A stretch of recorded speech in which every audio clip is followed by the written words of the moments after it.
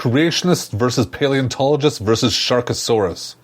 Faith, facts, and fins fly in an epic battle in the Badlands. Sharkosaurus is a Tremors meets Jaws graphic novel blurring the lines between 70s grindhouse cinema and 50s pulp fiction.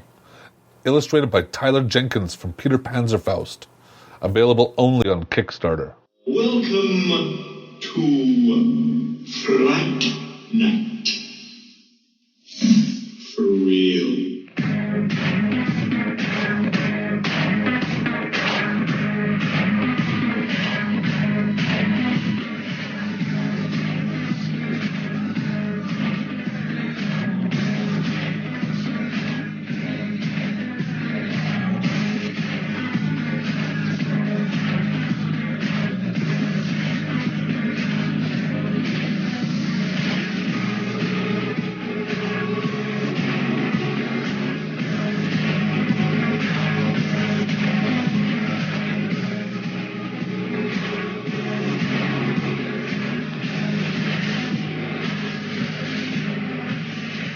Welcome to the Invasion of the Remake podcast. I'm your host, Jason Bishop, and if you didn't catch from that introduction that I can't say, that introduction was, of course, from Fright Night. The music you heard was from the remake, because I don't like the music from the first one that much, and it's my podcast.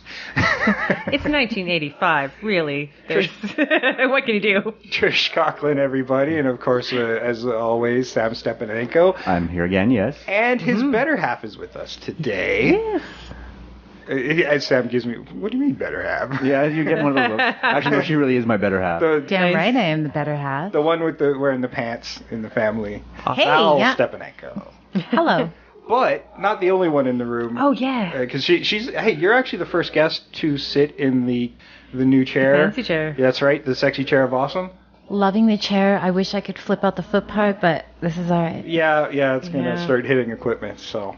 I have an efficient studio space, but once all the equipment's up, then the footrests don't get up. Actually, Trish might be the only one who can get away with it right now. Probably can, but I won't do it because that's just bragging. And, I know, that would just totally be cool. And the worst part is, that's a dick move. Sam's got a footrest. Trish's got a footrest. Val's got a footrest. I have a table in front of me. I am sitting on a folding chair in front of the table. Anybody who's follows us on Twitter, I have actually posted the setup there, so you can take a look at it.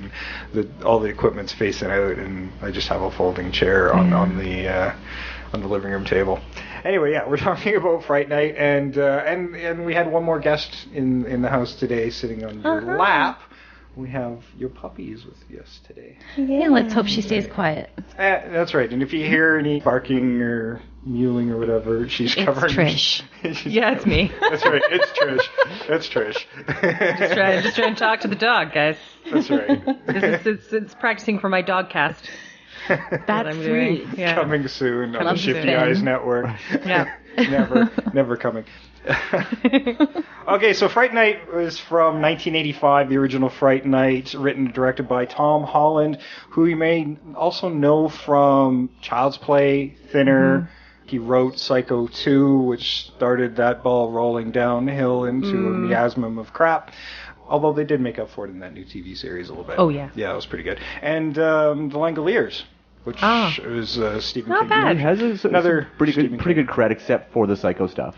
Yeah, well, he only wrote that. It's not completely and I liked his fault. Thinner. Thinner was good. Yeah, it was good, yeah. Yeah, and let's face it, Yeah, Psycho 2 couldn't have been all that bad because there were two more after it. So True. Right? And I mean, but how do you follow up Psycho and it's never going to be as good? ever. No, that was a battle you were never going to win. Nope. No, but good on him for taking the challenge. The budget was $9 million, and it pulled in a domestic box office gross of $24.9 million. So huge success. It's really hard to get worldwide grosses from the 80s, but and it's honestly, it probably was a fraction of what it would be today because the global audience has just gotten so huge now. It's such a big market now. Yeah, and I don't think releases were as international in the 80s as they are now either. No, I don't think so. Yeah, I don't either. think it was. I don't think anybody wanted to put in the money for like subtitling or dubbing that they do now. Yeah. So starring Chris Sarandon, William Ragsdale, Amanda Burse, Roddy McDowell, Stephen Joffreys. Oh, we got to talk about Stephen. Yep. And a few others, Jonathan Stark, Dorothy Fielding, Art Evans, who had a very small part, but I really dig him. He was from Die Hard 2 and Metro, and I don't know. There's just something about him that I really dig, and I wish I was more aware of his body of work, because he's always entertaining when he's on screen. And Stuart Stern, who was in... I only mention in passing because he was a cook in a scene. He's this, but he's probably the most notable actor in here because he was the writer of Rebel Without a Cause. Wow. Right? I know. Strange. Yeah, even though correlation there. You probably don't even know what scene he's in. I do. There's only one scene with a cook, and that's when he's climbing through the window into the nightclub. Right. And that was Stuart Stern. And I wasn't even going to mention them, and I'm like, I just clicked on him on IMDb. I'm like, holy shit, you're the most interesting person in this cast. I know, and right? you had like one line. It was more like, and it was kind of like, hey. That was pretty much it. Pretty much, but goddamn. So he wrote a legendary film. So had to mention that. And of course, we'll be talking about the remake from 2011, which gets a bit of mixed bag reviews. I'm certainly interested to hear your guys' opinions on it. Directed by Craig Gillespie.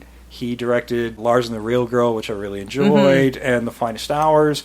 The screenplay, obviously the story was originally by Tom Holland, but the screenplay was by Marty Noxon. Marty Noxon.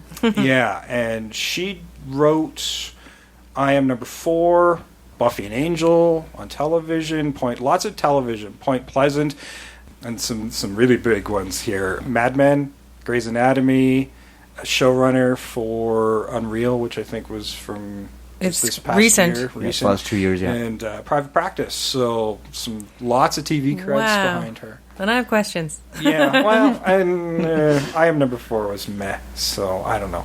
The movie had a budget of $30 million, an opening weekend of only a little over $8 million. Yeah, I remember this one not really. Yeah, and a worldwide gross of just under $38 million.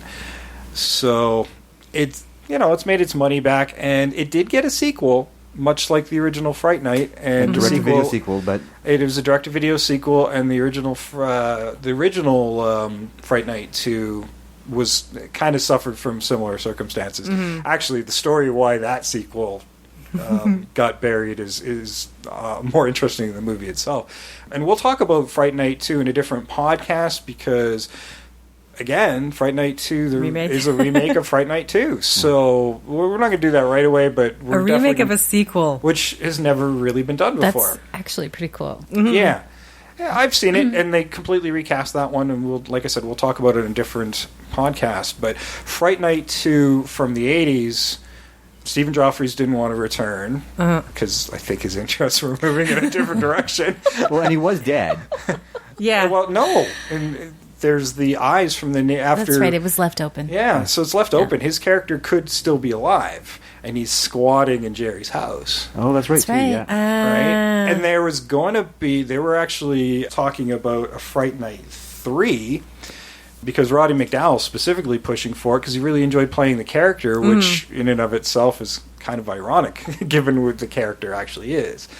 This actor who played one role and just his career was dipping and dipping and dipping. It kind of mirrored Bela Lugosi's career in a way, and became this TV presenter. So he wanted to do another one after Fright Night 2, and that all came crashing to a halt when the executive, I guess the chief executive of Carolco Films at the time, was killed by his kids. And silence in the room. Yeah. And that also wound up burying the second one, which had a really small theatrical run, and was eventually just buried into direct-to-video. And those kids were the Menendez twins. Oh, man. Oh, no way. Yeah. Yeah, so... I mean, it gives me chills just saying it. Like, holy fuck! Wow. Like, I read that late last night, and I'm like, Jesus. I know. That's a crazy So story. yeah, the changing of the guard within the company, and it just all got buried. They go on about the poltergeist curse. Let's talk about this. Holy crap, eh? Well, yeah, I mean, there's other stuff too that has just like happens around movies like this all the time. I know it's really odd how horror movies seem to have these little weird little curses that seem to follow them around. Yeah. And this is one of the more lighthearted of the horror. It really is, yeah. I mean, I barely classify at least the original film as a horror film. Yeah, no. It was a horror comedy at probably one of the lighter ones. I put it in the genre with Gremlins and Critters. Yeah. In that sense that it was horror with a sense of humor. Yeah. And there's so little like blood and gore in it. It's winking a lot. It doesn't really. Whereas the second one definitely takes a heavier hand to it. I don't think it's as nuanced of a film, but at least for me, I think I enjoyed it a bit more than the original. But that's just my personal tastes. And the comedy is there. It just comes in really late in the film when Peter Vincent's introduced. So, whereas that's David Tennant, and I love him. Yeah, it is. So let's talk about. We can talk about these in tandem because they're very similar. But I have to give kudos to this one because I really do like the remake on this, and they pay homage to the original film while still traveling their own path. And I think it did get its sequel in the end because it probably did quite well on home video. So I would think on demand. On demand, yeah. I didn't find any info, so. but I mean, a $7 million take on your $30 million budget is not something that's sequel worthy. So it must have done well. Not even a quarter. Yeah, it must have done well on demand, and despite languishing sales in DVD and Blu-ray in general, it probably did okay there as well. I think it was just something people were curious about, but didn't race to the theaters to see. Yeah, or perhaps somebody's just like contractually thought maybe we better do the second one. Yeah. Sometimes they do it. And it's interesting to see how movies can get a second life depending on how they do on things like Netflix now. Like, the whole business is changing. It is. I mean, Netflix keeps bringing back series that got canceled by other networks, right? Yeah. Which is... I'm kind of glad they're moving away from that. Yeah. Yeah, but I mean, they pick up some stuff, and they were like, okay, now you get to do it kind of good. Like Wet Hot American Summer, man. Like, who saw that one coming? And it's so silly, but man, I love it because it pays homage to every 80s camping movie. They cover everything. Yeah. So good. Okay, well, we do a thing here called First Watch, and Val, since you're the new guest in the room, when did you first see the original Fright Night? I don't even think I saw it in the 80s. Honestly, when Sam and I were watching it, there were little parts that were coming back, and I'm like, oh, did I see this? I can't remember.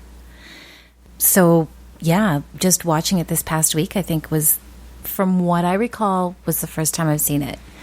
But I'm old, right? So my memory's slipping. My memory's slipping really bad. I think everybody saw at least pieces of it. It was in high TV rotation back in the 80s and 90s. So. I'm positive I've seen it, like, parts of it 4 or 5 times on TV. Yeah. But it was like, watching it, it was like every other 80s movie. It had that campy feel to it, and it was the music, and it was so 80s. Everything about it was 80s, right? The clothing, the hair, everything, the overacting from the younger actors. Yeah. The older actors kind of brought it, but the younger actors, ooh, you guys are a bit rough. They really are. They really were a little bit rough. But they got better throughout the film. Like, I noticed that the overacting sort of toned down as you got closer to the climax of the film, which is weird because maybe it's the other way around. It's supposed to become more heated, and it doesn't. Because it's from what I was reading, that climactic scene was one of the first ones they shot. So maybe that's why they were like, okay, well, the kids were like, well, we can't overdo this. Yeah. We're going to really act for this scene, and then by the end, they're like, oh, this movie's so campy, we got to overdo it now, right? Yeah. I don't know, and especially in the case of Stephen Joffrey, I think when he was going out for auditions of this, he thought he was auditioning for the lead and was a bit insulted that he was getting Evil Ed. Yeah, so he's a little put off, and boy, did that guy get tortured. Like, he got injured in that opening climax, or in his I don't even remember what scene it was, but it was near the end of the film where he got injured. So they had to kind Oh. of film around him. And then he was also enduring 12 to 18 hours in makeup for that wolf transformation. Well, yeah. It's kind of like there's stairs, there was hallways, there was Yeah. all sorts of stuff. He had to fall a number of times, so no wonder he got injured. Oh, yeah. Yeah, the twisted ankle is probably inevitable in something like this. But the heavy makeup that he was in, and Chris Sarandon, he had 8-hour makeup. Yes, but I could see that with some of the makeup effects that they did do. Yeah, I got to give kudos to the visual effects. Richard Edlund, and man, he was in charge of some amazing visual effects for films. Let me name a few here. Anybody who's a fan of the show can go back to episode 22, where we talk about Master of the Universe. That was one of them. Little franchise called Star Wars, episode 4 through 6. Those So come up a those, lot. he was involved in those. No, nobody's heard of those though. No. Don't worry about that. The original Species, Raiders of the Lost Ark, another. Is something like an That might maybe something. to Iowa watch that. Jones. Yeah. So another tiny little film called Die Hard. That went nowhere. D Hurt? What? Monster Squad, Big Trouble in Little China, Poltergeist Whoa. 1 and 2, and Ghostbusters. Woohoo! Which, the climactic scene with the bat is a reused prop from Ghostbusters. They didn't use it in Ghostbusters, but developed it for the movie, and they nixed it because it looked too scary. And the bat was actually made for Ghostbusters. Nice. It was scary. And that recurring bat. theme of Ghostbusters props being reused. Yeah, it's Yep. come up a few times on this podcast. Oh, for sure. And see if you can spot them by listening to all of the Yeah. other past episodes. Hey, Yeah, I think this Ghostbusters is was our third one, isn't it? Our third This might be the third reused prop, yeah. Ghostbusters prop thing. Ghostbusters is about efficiency, guys. It really It is. sure is. Just saying. Before we really get into the movie, we got to talk about Stephen Joffrey's career. He went on to do 976 Evil, and then took a hiatus to do some amazing films. I'll just name a few of them for you.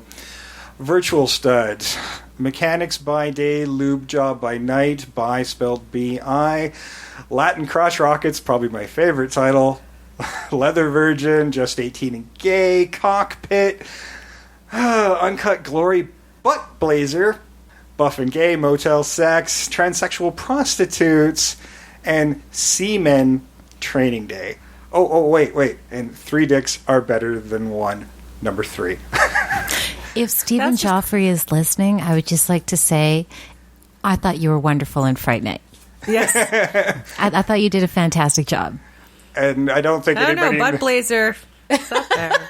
It's up there. I gotta say that's... I have no idea. I have no idea I whatsoever. kind of, now that you've gone through that, I might just go home and watch some gay porn. I want to see this. Well, I'm curious. I'm going to look it up. I'm totally gonna watch I'm it. totally curious. Okay. I want Look what you've done. I know, right? Anybody who's listening to this podcast, put in the comments whether you went and looked one up afterwards. I want to know. Because I can't do all of them. Somebody has to tell me Yeah, about the I rest. didn't even name them all. I'm going to He's- do Latin crotch rockets and butt blazers. And 3 dicks are better than 1 3.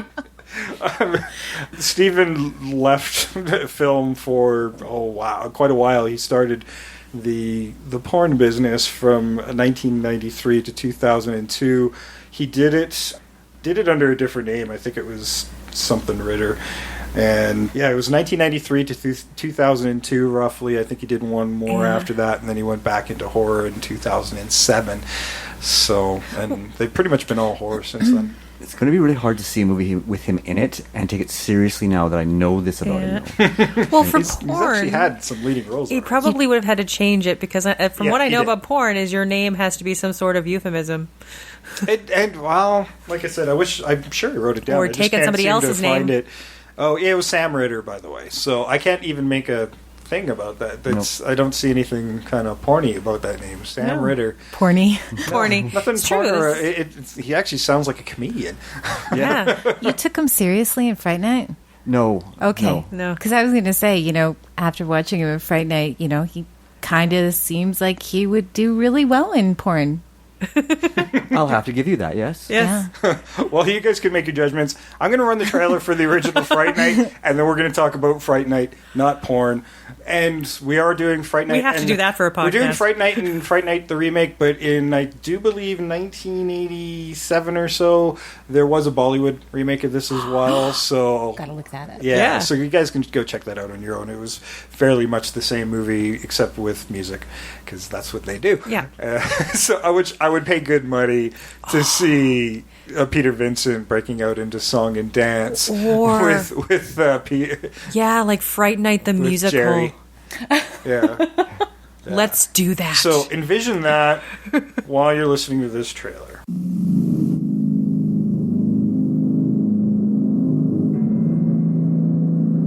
What would you do if you accidentally discovered the house next door was occupied by something not human? Something horrifying. Something unspeakably evil.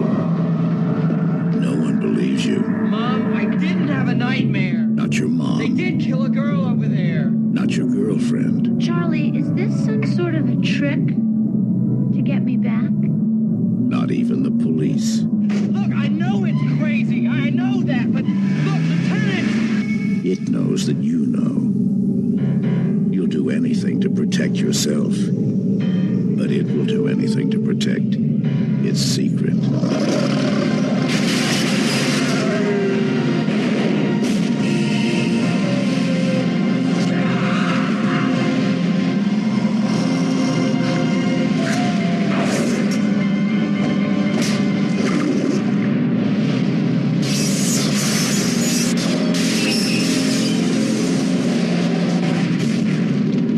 Fright Night.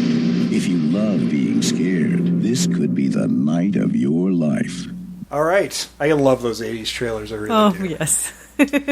Okay, so this one, Fright Night's kind of a vampire version of Hitchcock's Rear Window, in my mind. At least the first part of it. Yeah. It's The Boy Who Cried Wolf, a little bit of Rear Window, and There's an Invasion of the Body Snatchers sort of like nobody believes me type of vibe as well. yeah. Like- Yeah, well, it happens pretty much right away. We open up on him making out with Amy, as Yeah. played by Amanda Burse Burse from Married with with Children. I'm like, hey, it's Marcy! Yeah.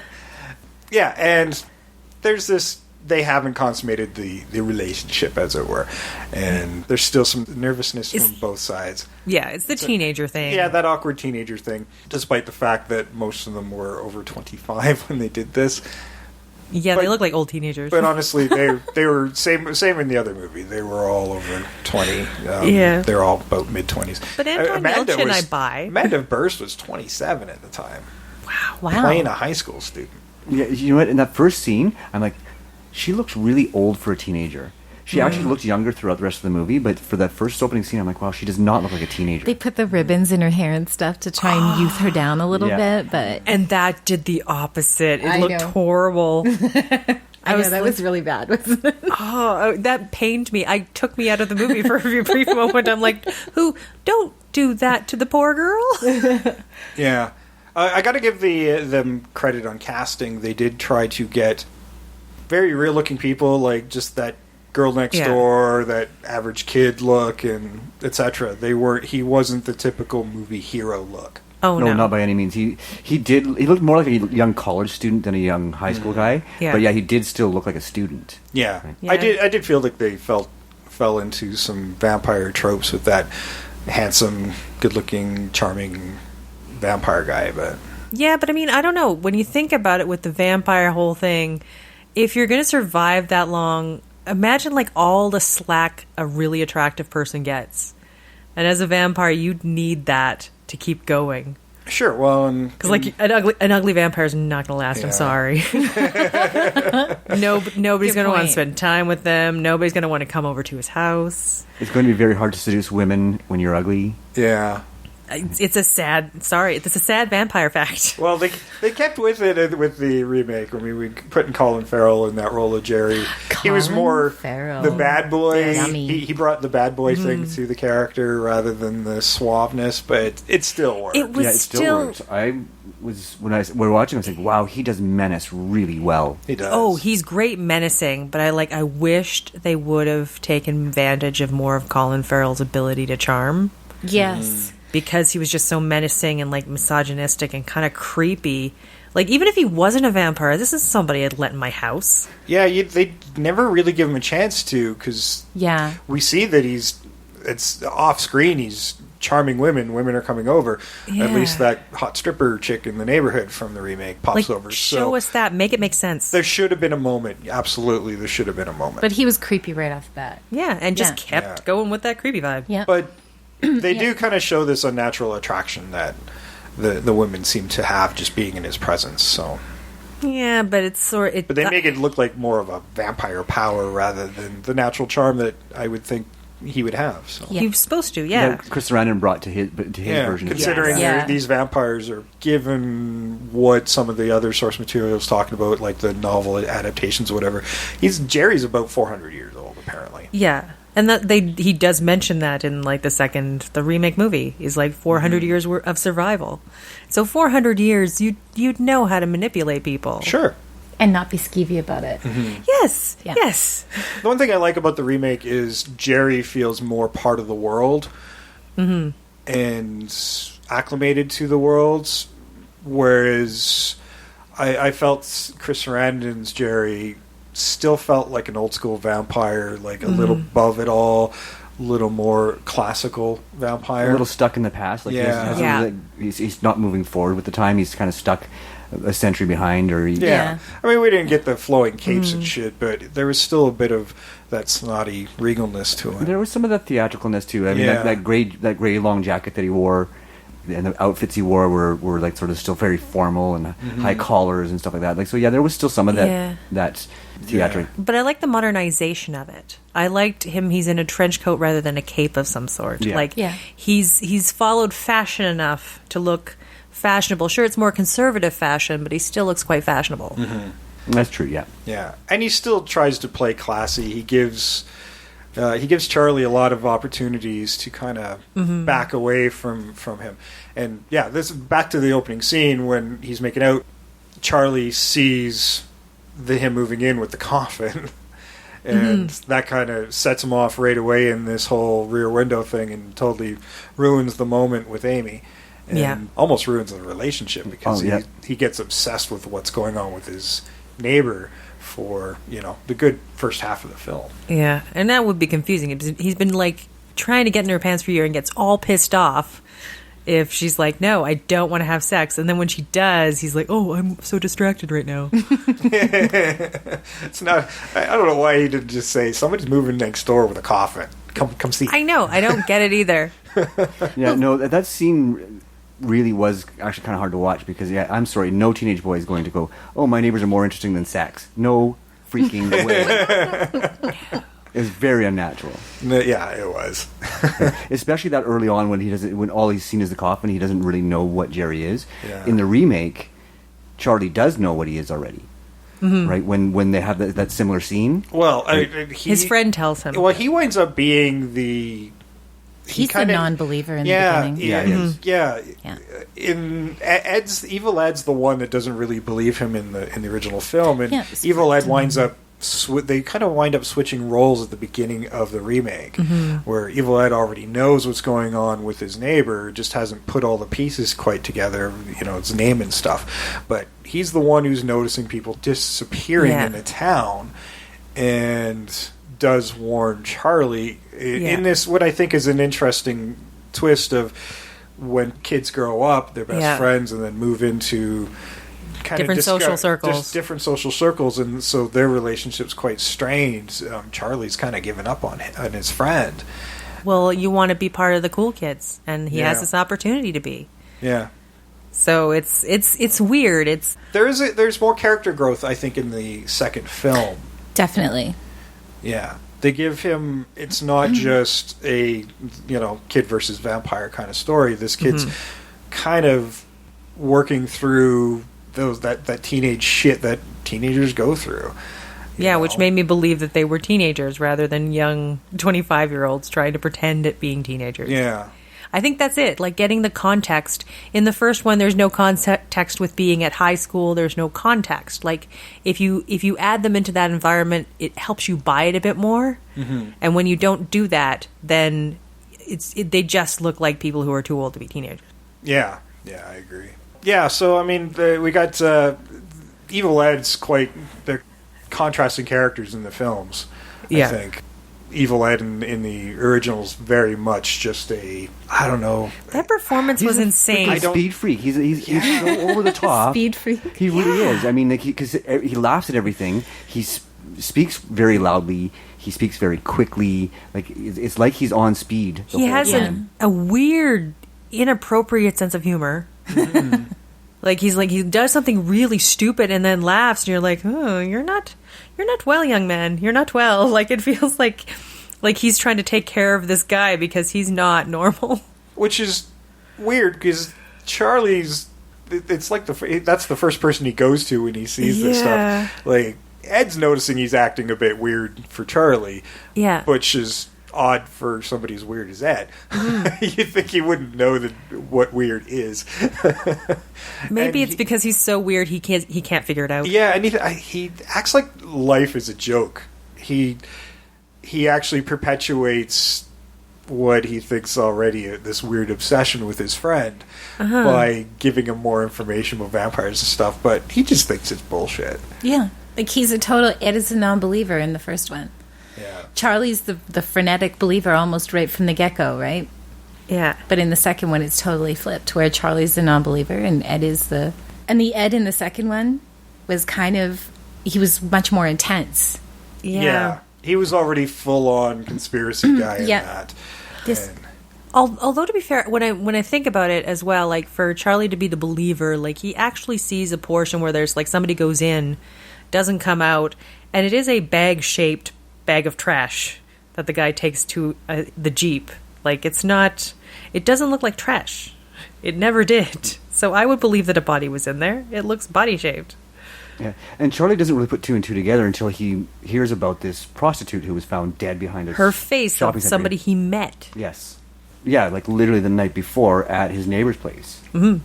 So yeah, I don't think him being a believer in the vampire kind of mythos, I don't know if it was because he was just like predisposed to that. He just really put it together. This guy was a killer, and then later the vampire stuff kind of, I think, came to him with the coffin. It was weird. Like I think there's an edit of this where it makes a little bit more sense, and you can see the pieces coming together. But this one, they cut it really quick, and it doesn't seem. He seems to just make a lot of leaps of logic. Yeah, and you would think with his obsession with the show Fright Night and vampire movies that's kind of where his thought process is, because he's constantly watching that stuff. Like if you had more happen before that night with Amy, it would make more sense, A, that he would kind of leave her behind to like look at his neighbor, and B, that he would automatically think vampire.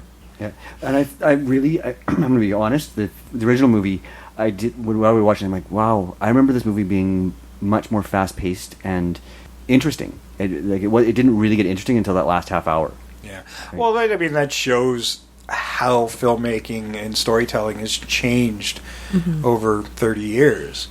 Like, it's changed drastically. Like, if you would have kept that movie the same and launched it now, oh God, that would have been a disaster. But, you know, we all have this kind of love for our childhood and the things we liked back then, but it's a fun movie, but I don't know if it's particularly great, especially considering the other vampire movies that are coming out at the time. Like, it's a pretty slow movie compared to Lost Boys. Yeah. Oh, The Lost Boys was amazing. Lost Boys is fantastic. Don't they dare remake it. If anyone remakes Lost Boys, that's it. We'll do it next week. No. Can't happen. I'm positive it's on somebody's docket. I know. That's scary. It just shouldn't happen, though. I mean, but you know what? If I went back and watched that's probably slow to me as well. I don't know. I've rewatched it. It's not bad. It's great. It still stands up pretty well. Yeah. It wasn't that long ago that we rewatched it. Although muscled saxophonist guy looks hilarious now. True. He always did. Things hanging off his arms. When I was younger, he looked great. As guys, we can attest to the fact that he always looked ridiculous to us. Yeah, it was always a ridiculous scene. Damn it. Sorry, it was always nuts. And proof that men aren't the only ones who think with their genitals sometimes. Oh no, he just looks so cool. And then the Frog Brothers, they're really weird in that movie, Love the but Frog I love them. Brothers. Yeah. Yeah, there's that wonderful quirkiness, and that's something I don't know if you can catch twice. It's the right people at the right time. I think They that's- tried with the sequel, 20 years after the original was made? I can't. Yeah. I don't even want to do it. I can't. No, and don't. Just don't. Just saying. And as the new Independence Day has proved, you can't go back to the well. Sometimes you just can't go back. no, really, you can't sometimes. Well, it was I think maybe if Evil Ed had been more kind of Frog Brotherish, like somebody so obsessed and weird, that might have worked. Yeah. But the way it is, where he doesn't believe, and he's weird. He's really just the annoying friend. Yeah. Yeah. Well, I get the feeling like there is something a bit nuanced in the performance that makes you think he's doing it to be noticed. Mm-hmm. Like, I wish there was more on screen to say that, but I do know Tom Holland's made everybody write like 2 pages about their character, and I'd love to get a hold of everybody's 2 pages and to figure out what exactly they thought about their characters. The only one that I found any actual information on was Roddy McDowall, and he came up with a lot of background on his character. He basically said Peter Vincent had been in 10 or 11 movies, but they were all of the same character, and then of course as genres fade, he wound up going into television as a television host and hosting. And this was a thing. I mean, even by time Fright Night came out, the horror movie TV host kind of was a fading thing. Elvira is still the most famous one, I think, of our generation. It's certainly. Yeah, I think you could still have local cable channels that had them. Yeah. And they were just local people. There was no real kind of fame to it. Elvira was the most noted one, but there was no way I to think get it was a lot bigger in the 60s and 70s. But yeah, Elvira, the last of, like, I think the national ones. It's very much, and they could, I know some still exist in those really small markets, the local stations. We're from a big city, pretty much all the local stations got sucked up by big companies, so that just doesn't exist in places like, Calgary or a YouTube New channel is York about or all you'll like- find. Yeah. Which would be a lot of fun. Oh, Now, let's actually, do that. There is a documentary on these type of hosts that I did want to mention. It's called American Scary from 2009. I saw this a couple of years ago, and they do talk about the golden age of television with this particular genre of TV host and the wild characters they would come up with. And there's a Rue Morgue article on it that I was reading recently that talks about it as well. Yeah, so. it's a fascinating piece of Americana. So I would go find that if you can. I think I watched it on Netflix a few years ago. Netflix Canada isn't as robust as Netflix US, so if you're in the US, you might still be able to find it. So with Roddy McDowall, this made me think of something else. Like, do you think maybe part of what his preparation was, like with Hammer films and Cushing and Christopher Lee being typecast in those sort of vampire movies, that was sort of where part of what he was taking his character from was a guy who he's past his heyday, but he still understands this is what people know him for. That's exactly what it is. Peter Vincent was named after Peter Cushing and Vincent Price. So, in fact, they were trying to get Vincent Price to do the part, but Vincent, he was getting on years. I think his health was starting to decline at the time, and he just didn't want to do any more horror roles. So, I do believe it was one of the producers on the film that had introduced a friend of his to Tom Holland's, which was Roddy McDowall. And the only person that was recommended to Tom Holland. Tom Holland had complete control over casting. That was the only one that was kind of say, hey, take a look at this guy. And, I mean, that was magic on screen. I have a fondness for Roddy McDowall, and especially in this role. I like to see him be a fearful guy who overcomes that fear. He's Can good we talk at about that. his hair? Oh, yes. Please, let's talk about his hair. That was hairspray.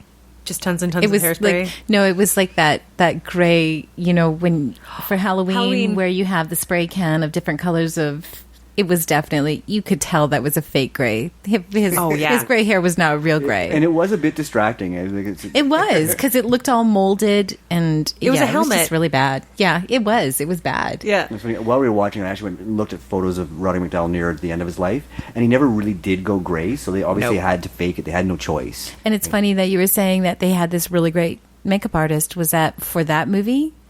Well, the effects guy wasn't kind of the beginning of his career. He wasn't or? the only guy. The makeup artist, he was the special effects guy. Effects guy wasn't doing hair. No, we know a different guy doing hair. That hair was really bad. Like, guys, just a wig. Yeah. How hard is it to get a wig? Yeah, Well, something the thing about Roddy that looks McDowall, a little more flowy, right? The thing about Roddy McDowall is he was playing a character who's in his 60s, right around 60. And that was the oldest character he'd ever played on film at the time. And the movie requires him to portray the character from about age 40 to 60. And ironically, he was 57 at the time. Yeah. But he was probably more convincing as a 40-year-old than he was as a 60-year-old. And that's why you get a wig. Because he just always had that young face. Even at 70 or 71 when even when he was away, old. He still looked really young. He was just one of those genetically blessed people who looked young right up until the day he died. But the character, the Peter Vincent character, needed to be an old guy. He needed to be an old, wise-looking dude. For that movie, I mean, in order for the it way to be successful as for his character. For that role in that version of the movie, absolutely.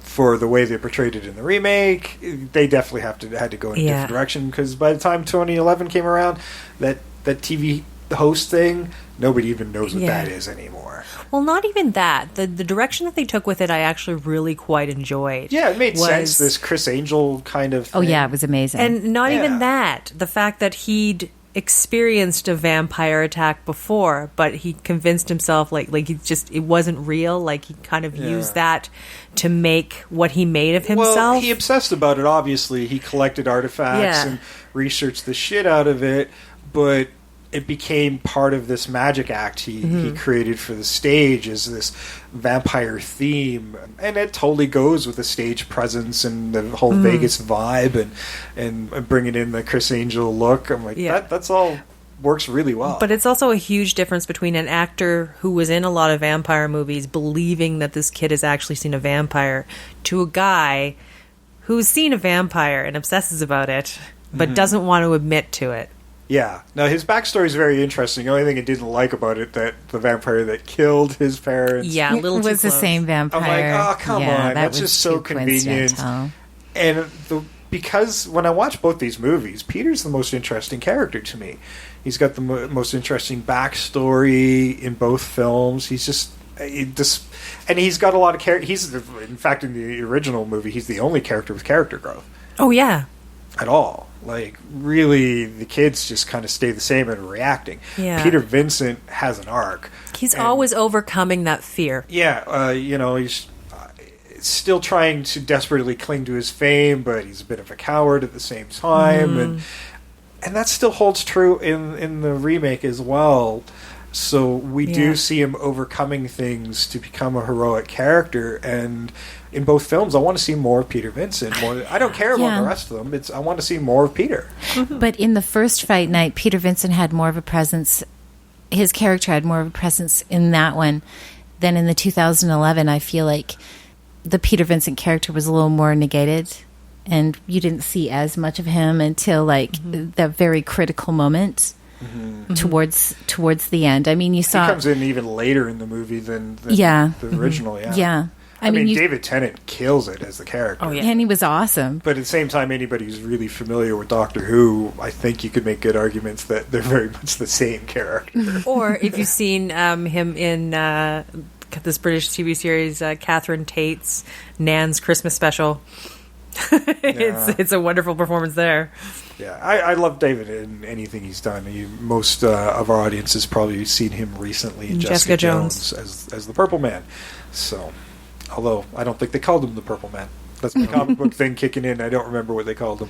Kilgrave? Kilgrave, yeah. Which is the Purple Man? That is his real name in the comics, but he'll always be the Purple Man to me. At least they had him in a purple suit. Yeah, he wore a lot of purple throughout the series, yeah. But he was so much fun in that in this movie. He was so much fun. It was like he was balancing a weapon in one hand and a drink in the other at all times. At all times. And then when he went into that little the little panic room or whatever, he didn't even drop his, he had his bottle in the pocket of his robe. That's a pro. Yeah. And he hopped in there, and after everything, the bottle was still intact, and he pulls it out and he just starts drinking, and I'm like, yeah, he's slick. He is very slick in that movie. That reminds me of, we didn't really talk about Marty Noxon and her connection to Buffy and Angel, but there were at least 2 great nods to Buffy in that whole that scene in his apartment there. When there's that one point where he says, "I don't want to join your Scooby gang." Yeah. And then when Ed loses his arm, Ed freaks out and says, "You took my arm," which is from the Buffy the Vampire Slayer movie. Oh, nice. The Pee Wee Herman character in the original movie. Yeah. Oh, I wished he would have done the death then. I know. He was like the best vampire. But yeah, no, and Christopher admits that, he would have been amazing Best doing that. death ever. Best vampire death ever. Ooh. Ha. Love Pee Wee Herman. Pee Wee, we love you. Paul Rubens, you know how to die like a vampire. Yes, he's amazing. Yeah. Yeah. Yeah. I had to mention that because I caught both of them and I'm like, yeah, that's definitely Marty's. Yeah. I guess there's a lot of Easter eggs for Doctor Who fans in there too, but most of it doesn't get caught on camera. A lot of those artifacts that he have like Gallifreyan runes on it, which I would have totally spotted if they had a close-up on any of them. Oh, yeah. But for all the Doctor Who nerds out there, like me, it's there. Oh, yeah, there's got, like, that whole place, there's got to be more in every one of those cases. You can tell somebody who did the set design for that would have totally just put in all the little bits that they knew about. I'm sure there's more Buffy Angel stuff in there, too, for sure. And, yeah, you got to like stuff like that, because at that point, it's Buffy and Angel are still part of the public consciousness, despite being off television for quite some time now. Almost 10 years now. Yeah, it's almost 10 years. Actually, maybe even over 10 and years we're now. still talking about it. Yep. I've seen all 7 seasons of Buffy the Vampire Slayer 14 times. Whoa. Yeah, she's obsessed. All 7 seasons. Every 6 months. Every 6 months, I watch all 7 seasons again. When Val said she was coming, I'm like, oh, right, she really does love her vampire stuff. Oh, yeah. Actually, you know what? I like to see the different variations of vampire and vampire portrayal through each vampire movie, but I still don't find it as interesting as Buffy, because even all these years of watching Buffy over and over again, I still pick up on little things. I still notice little things. I still notice different character things, but I don't really have like an obsessive vampire attraction. It's just I know what I like, and when I like something, I kind of stick to it. Out of the vampire stuff I know that you like, you seem to like the fun ones, like Lost Absolutely. Ones, so. And it's This always totally fits. this was wonderful watching these 2 movies because vampire portrayal again, and everybody has their own interpretation as to vampire lore and how you can kill them, and being able to their reflection, they don't have a reflection, just all the different I'm sorry, I can't think of the word. Yeah, that surrounds vampire and vampire history. It's always interesting to see how it's going to be interpreted in a movie. Yeah, they do stick to it fairly closely, at least the movie trope mythology. There's some stuff, vampire things, that get muddled by film along the way. I mean, let's face it, probably film created a lot of that mythology. Absolutely. In the first place. Yes, it did. So I like that they took a shot at the whole silver bullet thing in the second one, in the remake, where she's loading up a gun and shoots him, and he goes, huh, werewolves. Most cultures have different versions Yeah. of like vampires and how to protect yourself against vampires, and all like the how they are, whether they can transform, whether they cannot transform, what they can transform into. Yeah, I really appreciated the fact in the remake that they tried, when David Tennant's Peter Vincent is explaining it, he's explaining this as a breed of vampire. It's not just vampires in general. This particular breed is known for this, and these qualities. Yeah. So, like nesting, and he's trying to build up his followers. Tribal is the word. Yeah, they a use, tribal thing. So that was kind of cool, and there were still things that they kept from Tom Holland's thing. I liked how he was always pretty much had an apple in his hand in both movies, and that was Tom Holland saying, "I think there's a little bit of fruit bat in him." Yeah. Oh yeah, I love it. But it was cool too in the first one. I thought that was a really neat little twist, and I kind of just the shock when I saw Ed come out as a lichen, and so he was a vampire wolf. Mm-hmm. That kind of shocked me. I was like, Yeah, oh, the he was a shape-changing- vampire. Now he's a That shapeshifter. threw me a bit. Well, that's something I really enjoyed about the first one is it got more surprising as you went along. Like I wasn't expecting much in the way of effects, and when we finally get some, it's like, oh, wow! And this was like the first horror movie to spend $1 million on effects alone. So, and was I think the second most successful vampire movie or just horror movie at the time. I think behind the Nightmare on Elm Street 2. That was the same year. So.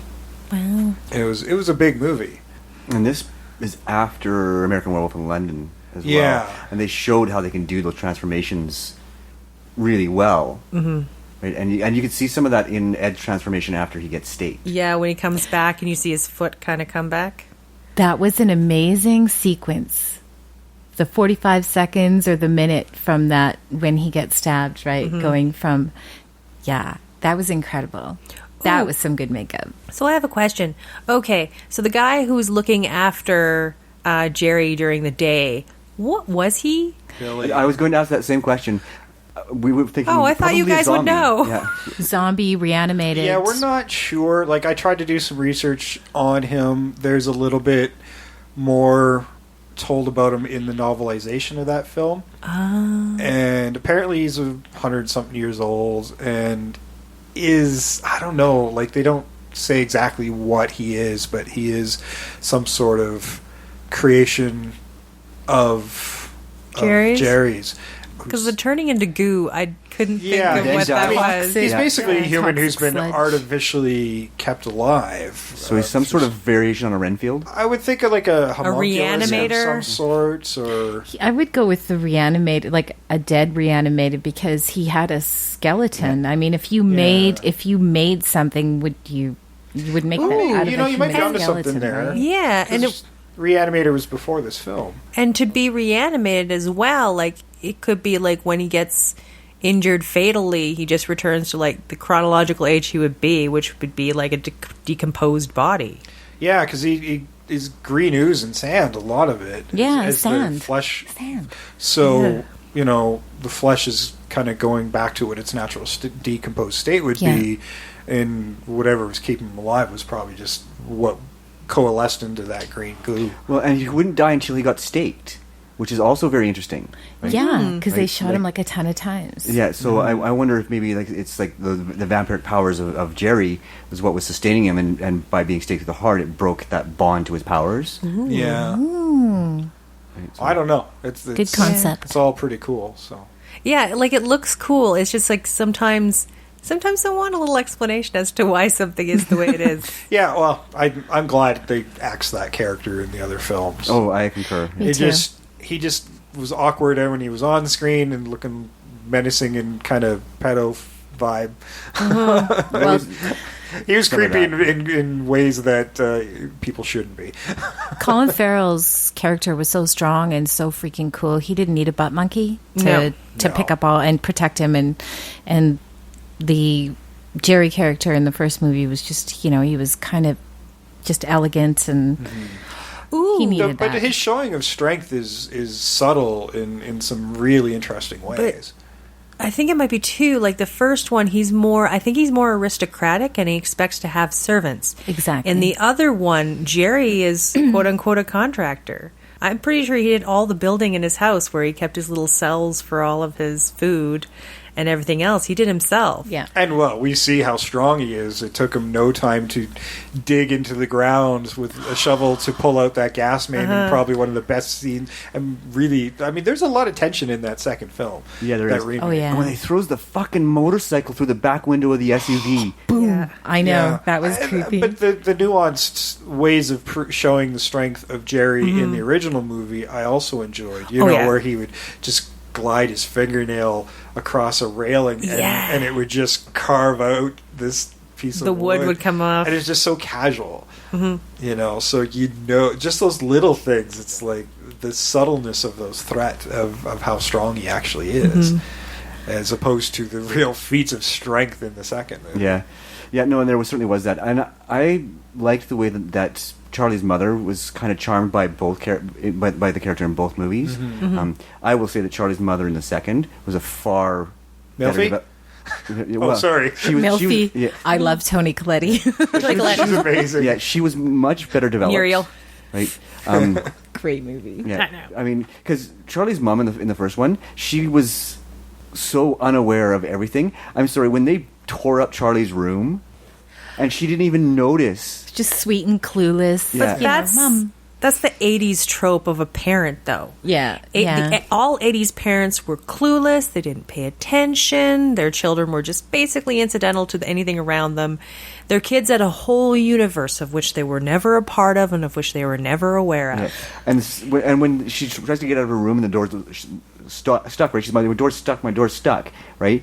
But when when you look at it, like, Jerry had wrecked that door. And she didn't even go, what the hell happened to my door? What happened to it? Why is it like this? Yeah, in the 80s, adults are always portrayed as clueless morons. Yeah. I really felt like she was almost with the exception of the mom and the Lost Boys at the end. I thought she was almost the Peanuts mom. You could have never shown her face and gone, wah, wah, wah, wah. Yeah, really. Because she really had nothing to do. Yeah. No. She was really a useless character. Yeah, I really appreciated that they made her a strong character in the second one. Oh, yeah. And that her realtor job actually came in handy. Yes. It was very nicely worked in there, yeah. And everything was done with purpose. The additional threat that Jerry might have been hitting on his mom.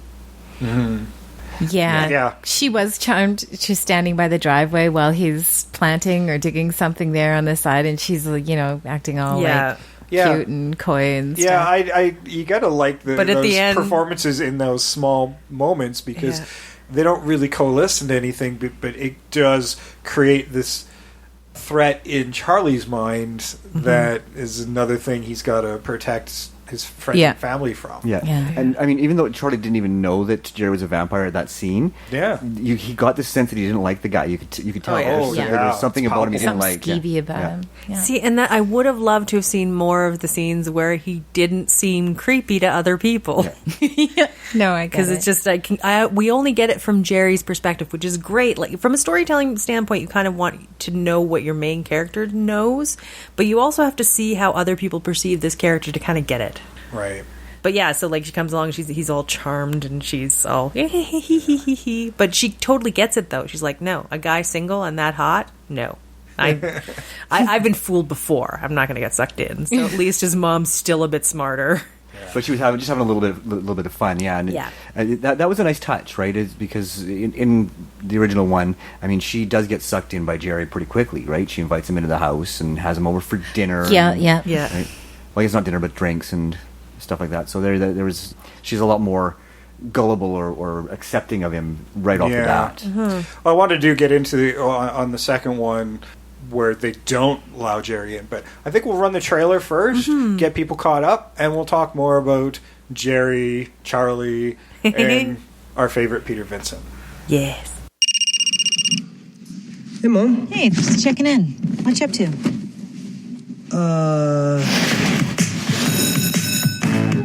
Adam Johnson. Adam? You know Adam's missing, right? Right? Kids aren't coming to school. It happens all the time. I don't know if you were paying attention to roll call, but he's not the only one that's gone. You're nuts. This is my son, Charlie, and his girlfriend. Hi. So Jerry is our new neighbor. Hey. Now listen to me. We graphed up all the disappearances. That's you right there in the center next to his house. I really hate to be the one to tell you this, but that guy, your neighbor, Jerry, he's a vampire. That is a terrible vampire name. Jerry? I didn't name him, man. You read way too much Twilight.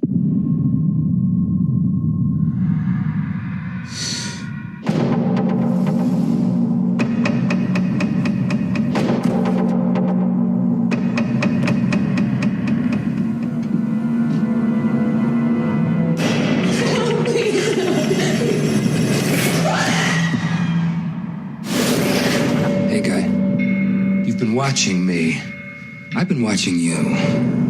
Your mom is a kind of neglect gives off a scent. And your girl, she's ripe. It's on you to look out for them. You up for that?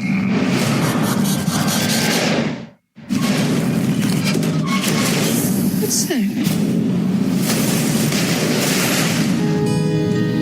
Mr. Vincent, I need your expertise. So I'm your vampire expert, huh? Look, how do we kill this guy? Well, you got fire, beheading, or go traditional, stake to the heart. Let's kill something. Charlie's gonna find me. I'm counting on it. I'm gonna end him or he's gonna end me. You smell that? It's your fear.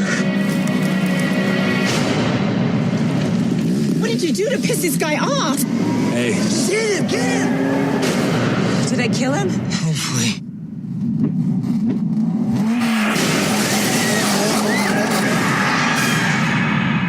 I repel you with the power of... Really? All right. That was Fright Night from 2011. Now, that was starring Anton Yelchin, and that was kind of why we chose this, is to pay homage to Anton, who recently passed away in a very freak accident with his Jeep. It was a Grand Cherokee, I think. No, I don't want to poke at a company, but yeah, it's something that shouldn't have happened. Yeah, And they're looking into it. Lost a really good talent with Anton Yelchin, who is better known as Chekhov in the new Star Trek movies. Colin Farrell was Jerry. David Tennant was Peter Vincent. Toni Collette was Jane Brewster, Charlie's mom. Imogen Poots was Amy. Oh, she's so cute. The last name Poots always throws me. Yeah. She's adorable. She is. Christopher Mintz-Plaze was Ed. He was. I don't think he was particularly evil Ed. He was just Ed, and as far as I know, has not transitioned into porn. I know he's playing his kick-ass character, as far as I can tell. Yeah, based on what we're seeing, he's a little dark. He is a bit dark, but yeah, he's kind of reminiscent of his kick-ass character. McLovin. For sure. Dave Franco is a small part in this, Yep. so you might better know him from Now You See Me. Sequels now in theaters, Or the check latter it out. series of Scrubs. Yeah, latter series of Scrubs, 21 Jump Street, the films that I detest. See, but you know a lot about them, which makes me wonder. No, I've only seen the first one. So I just know that based on the first one, I don't want to see another one. Nice. Chris Sarandon did have a cameo appearance. Yeah, did loved you it. spot it? Oh, yes. Yes. Okay, we'll talk about that in a I was second. so happy about that. Reed Ewing was Ben, and Emily Montague as the stripper neighbor Doris, who has a very intense scene when... Yeah. That was a really interesting... I love that scene. It's a great scene. Really, really enjoyed that scene. Yeah. Well, let's talk about that. I love scene. that there's a Let's stripper go- named Doris. Yeah. Well, a go-go dancer. Yeah, when she showed on screen, I mean, Charlie was obviously flirtatious with his neighbor. He was being a teenage boy. Yeah, True. of course. And she is completely hot. Yeah. But, yeah, when Jerry's moved in and we get a little further into film, she comes over after being lent some beer. There's a lot of tension in the scenes leading up to this scene, Now, actually. yeah, we got to talk about that whole Jerry borrows the beer scene. It's such a weird, awkward threat. It is a weird scene, isn't it? Well, it's like it's this misogynistic fucking diatribe. Because he comes off a bit more charming with the women around, but as soon as he's got him alone, but I think he's trying to feel out Charlie. He's testing Charlie. At this point, Yeah. At this point, he's already aware of Ed and dealt with Ed. Now he's trying to find out what Charlie knows. Yeah. That was the So- whole purpose of it. He was trying Yeah. to find out what Charlie knows. So he's just fucking with Charlie. He was gunning for an invitation into the house. Oh, he's totally doing it. He wanted to see Yeah. if Charlie would invite him in. He wanted to see if Charlie knew. Yeah. But how are okay, when you're trying to gun for an invitation into a house, is your plan to like antagonize someone so much they say come in? Is that the batshit crazy thing you're trying to do? I think in his mind he already did know, but he was testing how much Charlie believed in what he knew. Yeah. I think is more the case. He knew the connection with Ed. by that point, he could have just asked Ed because he turned to Ed. I But know. I think he just left Ed to his own devices for a little while. I don't know. And then Ed Ed blames Charlie, but I'm like, Ed, you kind of went down without that much of a fight, dude. Mm-hmm. Like, the way he played on Ed, I kind of liked, where he's like, I could make this easier for you. Well, he did play on Ed's psychological traumas with his friends abandoning him, and that's when I found him at his most charming, strangely enough. Ed's and that's something that carries in both films. Like, Ed is a bit of a victim of the world, and in both films, Jerry's charms his way to his victims most of the time through either some weird vampire mysticism bullshit or just being able to dig into them. So I think it's a bit of a combination of the two, honestly. Though in both movies, I got the feeling that it is a bit of a power of the vampire, but he does play into their psychological traumas. He certainly does, yeah. I wish we had a little more in the second movie. Well, in this movie, I wish we had a little more information about Ed's background. I mean, he suspects his friend is missing, like the friend from class. They're doing the roll call, and he's missing, and he tells his friend... A lot of people are missing from this suburb. He tells his friend, let's go check his house. We need to, he was our friend, he was our buddy, and he shows up, and he's got a bag full of vampire-killing paraphernalia. And I'd like to know what... where he got this bag full of vampire paraphernalia. He just has this big bag of steaks and Peter crosses. Vincent gives us our answer right away, or later on in the movie, as he says, "Fucking eBay." Yes. Yeah. Yeah, but I mean, he just has this. Like, what's I think he Ed's got history? there basically because when Charlie comes to his house to go into his room and check on his computer, there's a whole bunch of videos of him filming Jerry. He's already come to the conclusion that he's a vampire. So he just built this bag. Yeah, because but Jerry was the new neighbor. I mean, really, how long was Jerry there for? And that was a bit of a gap. And I was wondering about that while I was watching it. Is paraphernalia. How did Ed get so much video on him when Charlie and his mother hadn't even seen the guy before that he day? Was just a new when he was neighbor. Out in the yard. But to be fair, if you're a vampire, you're not out during the day, and you looked at he's been building for a while in the house. Yeah, because they were complaining about... I haven't seen my neighbors in weeks. It can happen. Yeah, they were complaining about that big dumpster thing in front of his yard from the construction, but you get the feeling he'd been there for at least a couple of weeks. Oh, for sure. But the thing is, where did Ed... How did Ed discover him? Right? Yeah, there's when no he real lives beside development. Charlie, not Ed. It is a fairly isolated suburb. It's just this bunch of houses in the middle of the fucking desert. That was really weird. It was really weird. It's a suburb of Or Las Vegas. He probably was still friends with their buddy. He might have been talking to him. He's like, this guy's come around. I don't know who he is. Well, and maybe he correlated the disappearance of all because these... he's got to come in the house. His family would have had to have known Jerry for Jerry to get in. Yeah. His friend was aware of this thing, so maybe he told Ed, and that's how Ed got really suspicious.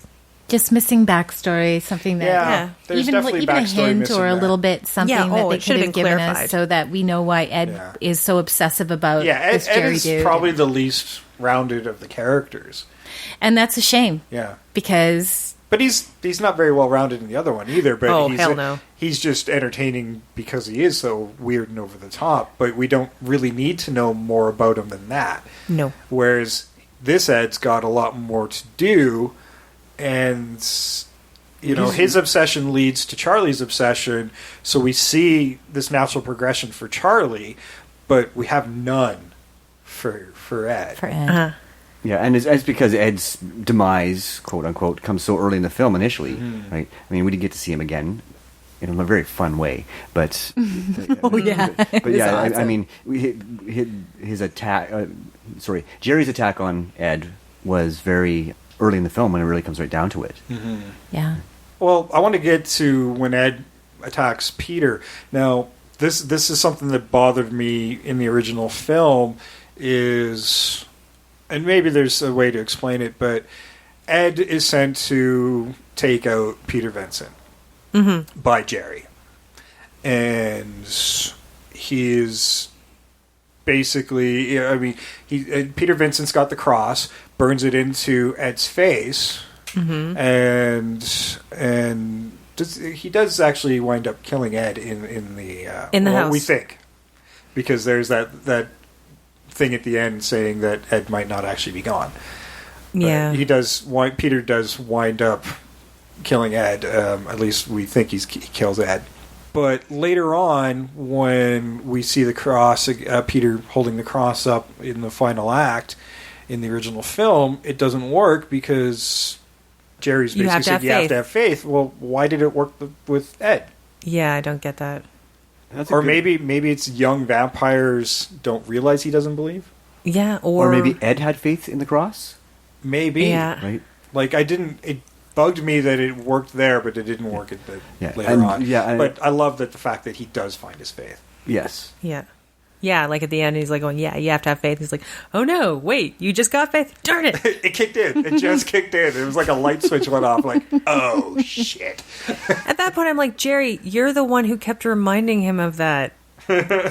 Like, you have nobody to blame but yourself. Yeah, exactly. That's right. Jerry really, his theatrics are his downfall. We were just fucking ripped out the goddamn throats in the first place. It would have been a really short, boring movie, but yeah. But if you're going to survive 100 years, you kind of have to get on that. He meanders a lot in that first movie, whereas Jerry in the second one's really proactive. Yeah, Jerry in the first one is a show off. He is. He's like, initially he tries to charm his way into the house. Yeah, I think this is after the Doris scene, which I didn't finish talking about. Oh yes, yeah. He charms Doris over. There's that whole weird thing we talked about in the beer. Yeah, and Charlie hears a scream. And he calls the cops. Mm-hmm.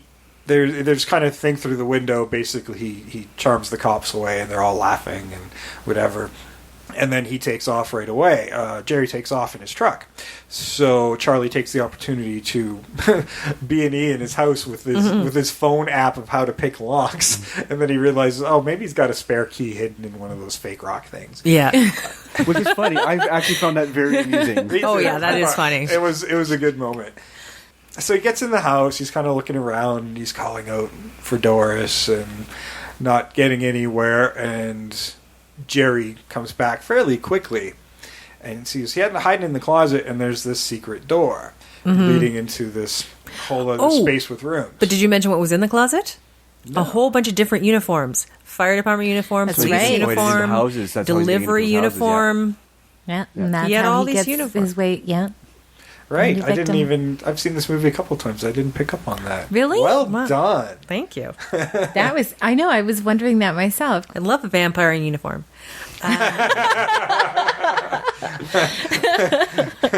This has been a fetish moment for Trish Conklin. Yeah, if you're playing the fetish bingo at home, it's nice eyes, decent personality, and great hands. And abs and a saxophone.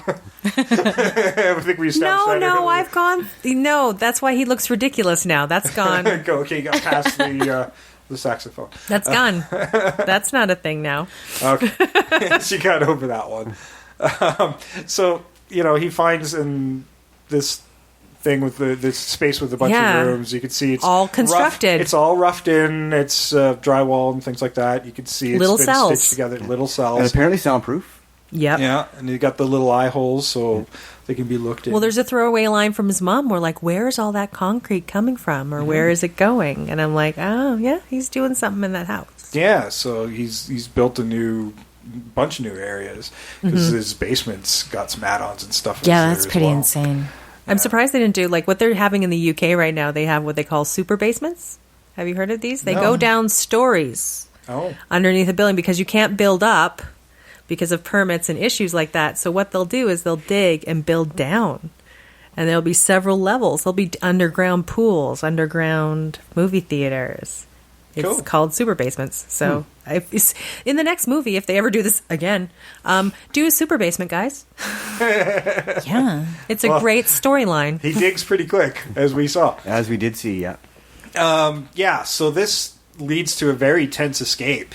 He gets her out. Actually, before he gets her out, he does get it open, or he's trying to get it open, and then Jerry comes actually in to this space, so he hides in one of the empty cells, and Jerry comes down, feeds a little bit more, because that is something this breed of vampire does. He'll They're snackers. They're snackers. They'll feed for days. Yeah, snackers. That's the term David Tennant's character. Well, they do say if you want to keep in good shape, you have small snacks throughout the day. You don't eat large meals. And he was in good shape. That's what all the trainers say. That's why Colin Farrell had those abs going. Because of the snacks. He's a snacker. He's a snacker. Like, his trainer's like, dude, you can't just have one big person at the beginning of the day. He'd be so bloated. Yeah. Eat throughout the day. Yeah. Eat a bunch before morning, and then you go right to bed. That just turns into vampire fat. I mean, I know we're low carb, but that doesn't help you here. Well, it's just blood, so it's mostly protein anyhow. So it's not like he's getting a lot of fat in his diet. Depends on the cholesterol of the victim. Good point. Now, we've established in the film fairly early on he's got a heck of a sense of smell. Oh, yeah. So I think he's aware. He's playing with everybody. Yeah, he knows he's there. Well, he watches them leave. Well, definitely at that point. If he didn't before, he definitely knew by then. So this is this weird cat and mouse thing where after he leaves and feeds, he goes, grabs an apple, sits in his chair. Actually, no, he doesn't grab the apple right away. Because there's a lot of back and forth with his chair. Yeah, and the beer. But there was something that happened when he was feeding that I found really powerful. Is when she looked over at Charlie and put her fingers to her lips. Yeah. She really wanted to. She tried to protect him. Yeah. Mm-hmm. Even while dying, she's like, I may not make this, but I can't. Like, she likes Charlie. Yeah. Yeah. Right. So yeah, I thought that was really it was a great little bit. This whole scene is really powerfully, especially the way the denouement of the scene, it just plays out so immaculately well. There's a lot of back and forth in the house where Jerry gets up and they have to backtrack and hide some more before finally getting outside. Jerry knows what's going on this whole time. He's just kind of moving him around a little bit and having some fun. Yeah. And he's stands by the doorway watching them leave, knowing full well the sun is up and what's going to happen. And she is just obliterated as soon as she hits the sunlight. Yeah. It's such a sad moment because they worked so hard to get her out of there. Yeah. Just to have that happen and her turn to dust in his hands. He was trying so hard. Yeah. This is also, we've now hit that point post-Blade where vampires just don't leave bodies anymore. And they just kind of fall apart. At least in the original one, they lie around. There's still corpses kicking around, which probably would have made a whole other headache when this whole fiasco was over. I like this one because then a lot of the evidence disappears, which makes people seem more insane. Yeah.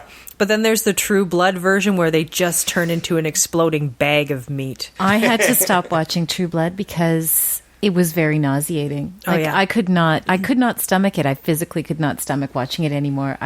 That was the most, and I knew that was going to come up in this conversation. That is the most violent way for a vampire to die in True Blood. Yeah.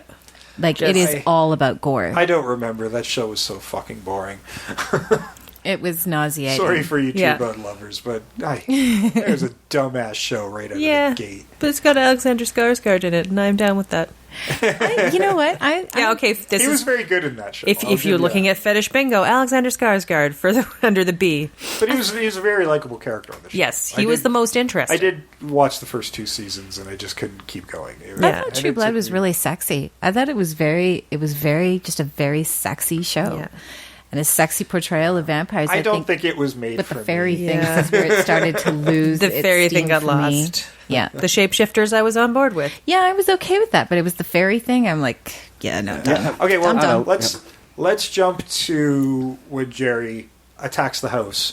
He's again trying to get in. He's saying, "Your son's harassing me." Yeah, and they're not going to let him in. He's like, all right. It's basically mom tells him to call the cops. Call the authorities. Like, all right, cat's out of the bag then.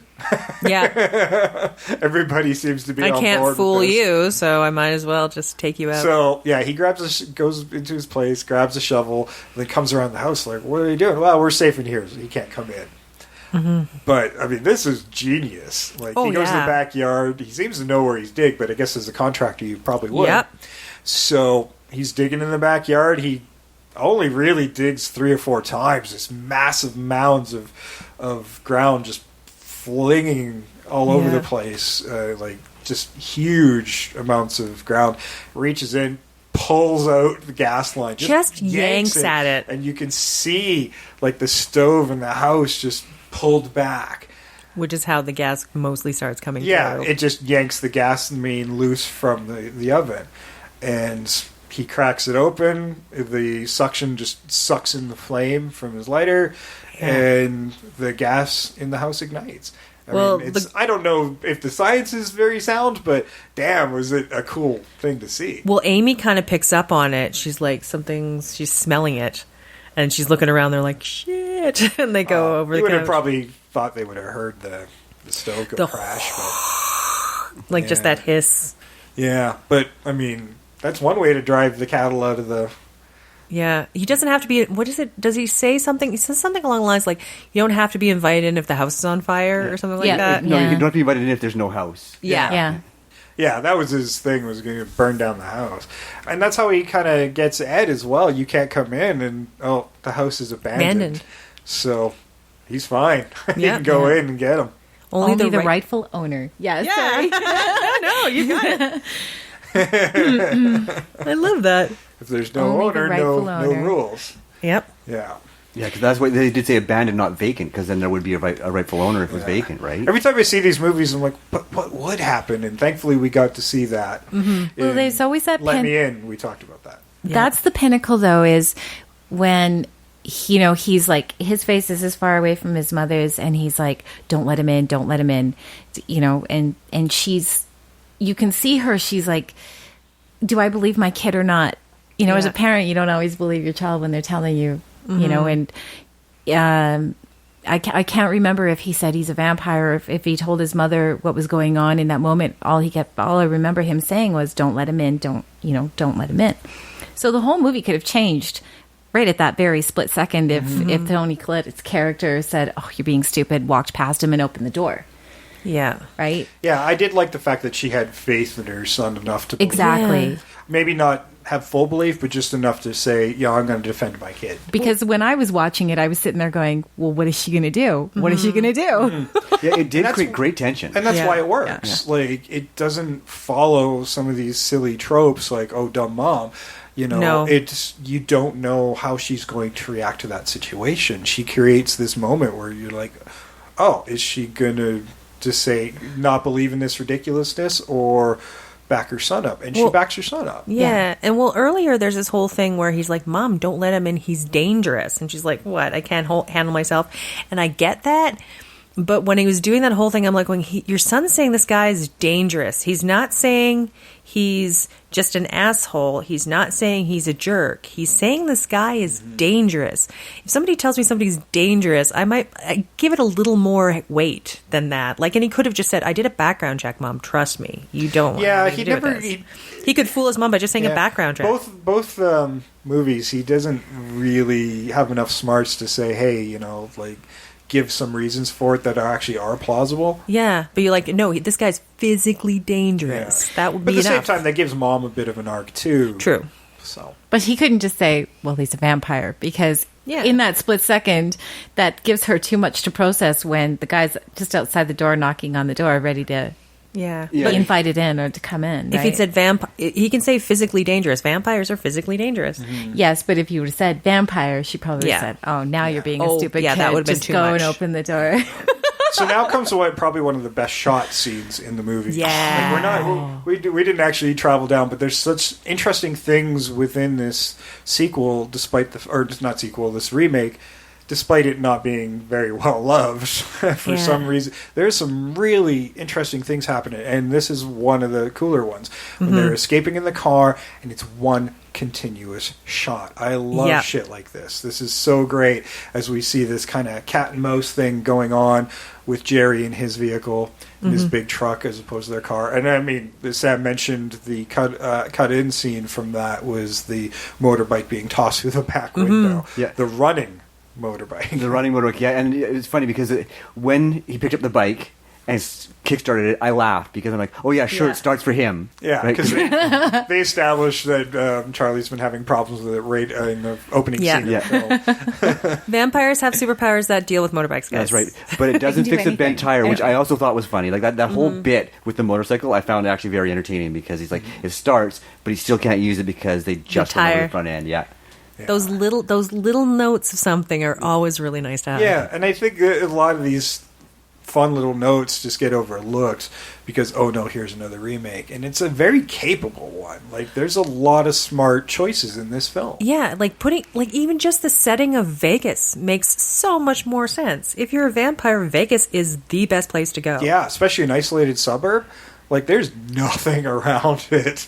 I know it was kind of weird. It was that weird. top shot when you go Yeah. in. Yeah. Which looked really cool. It Yeah. did. I mean, it totally looked like it was this whole neighborhood is constructed for the film. Maybe Yeah. it's why I like this movie, kind of like this remake, is because I've always found suburbs very creepy and very scary, and I don't like them. It was So very this Edward helps. Scissorhands, actually, because it had that same kind of feel, right?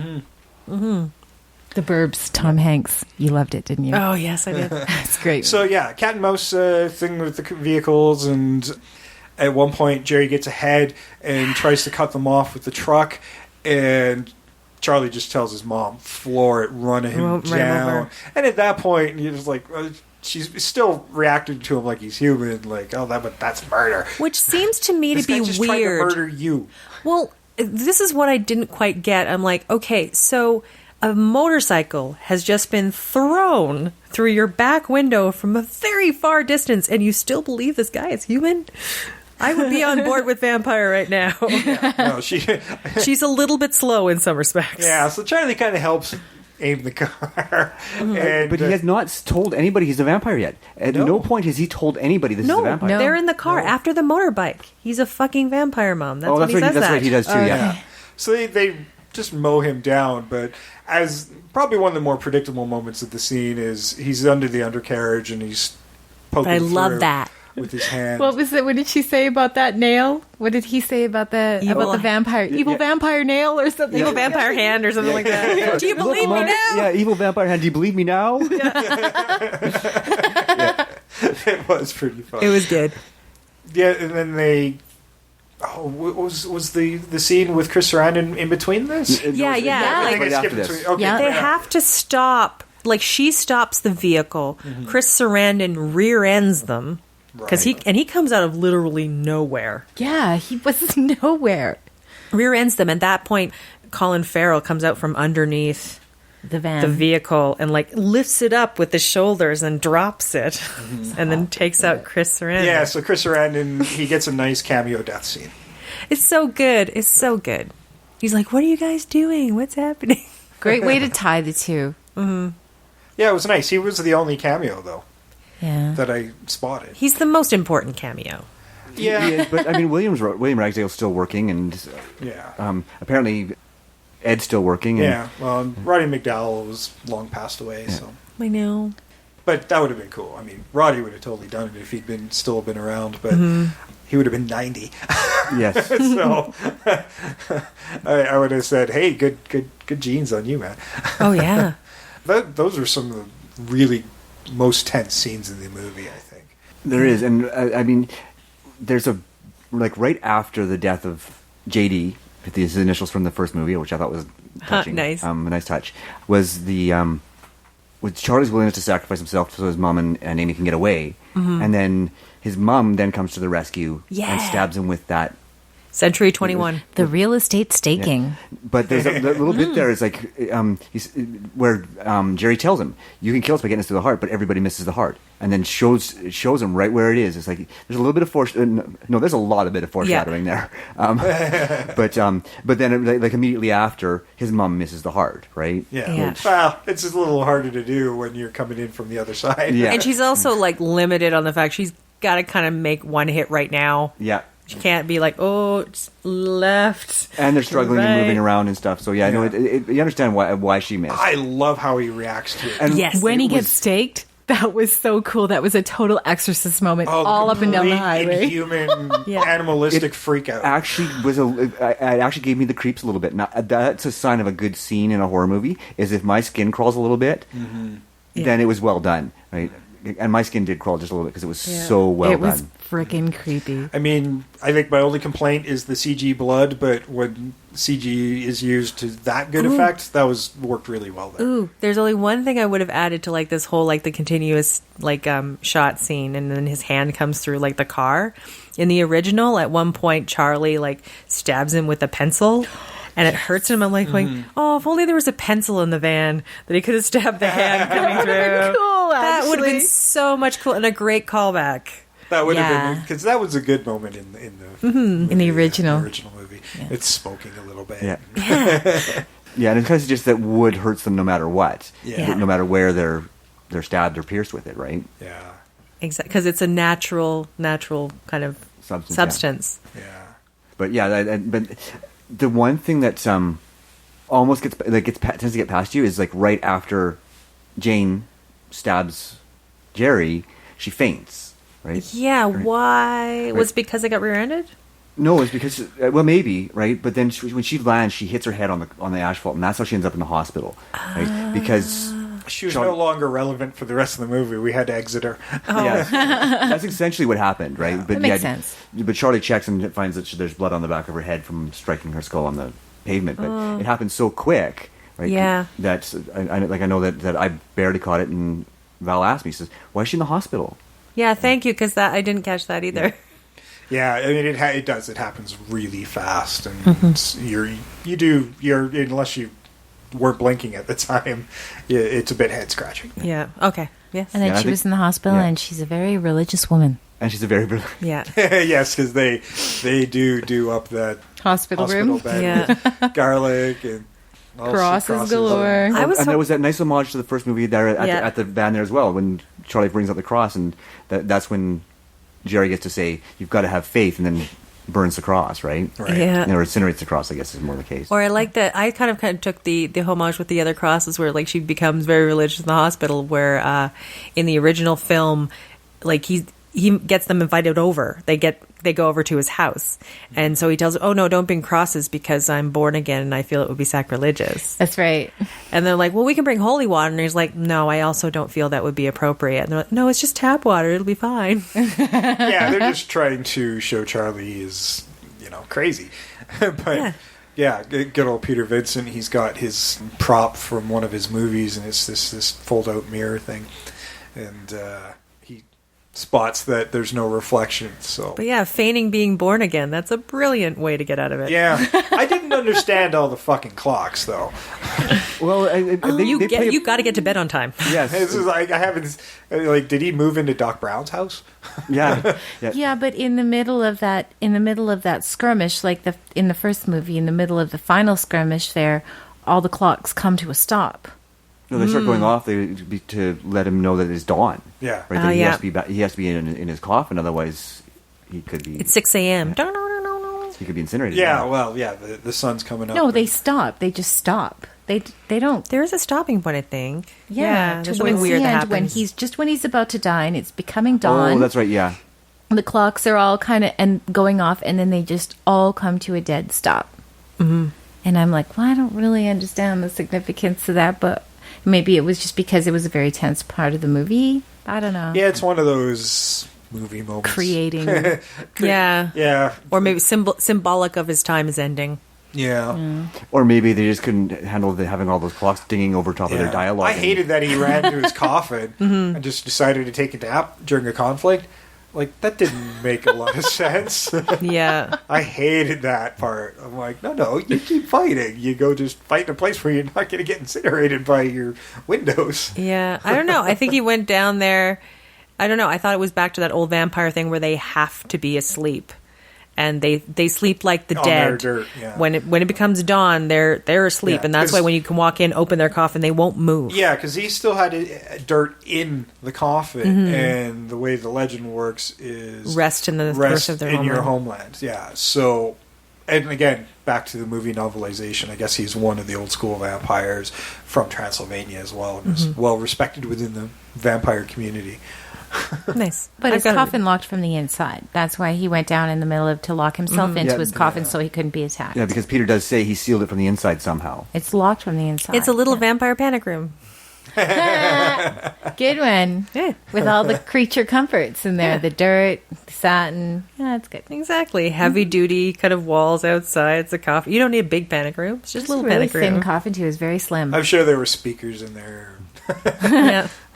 It was the 80s, no iPods, but he probably had a Walkman or something. You need like a coffin now with like a little, iPad screen. You can just, I'm just going to stay up, watch a bit more Netflix. Yeah.